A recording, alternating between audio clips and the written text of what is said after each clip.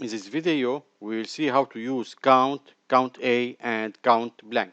First, we need to know that count is used to count the cell containing numbers. Count A is used to count the cell containing alphanumeric or text.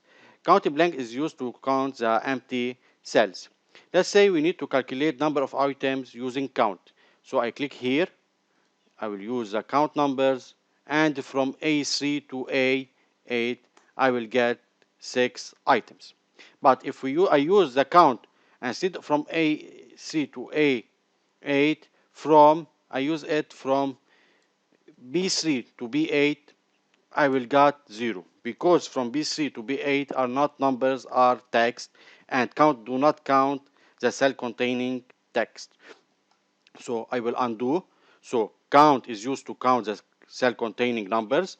Now if I need to use to count the items using the column B, I use count A equal count A from B3 to B8, I will get also 6. Number of missing profit, so I need to count the empty cells. So I will use equal count blank. Count blank is used to count the empty cells. I will select from C3 to C to F8. I will get 0. Now let's say I will clear here the content. You will see that number of missing profit now is 1.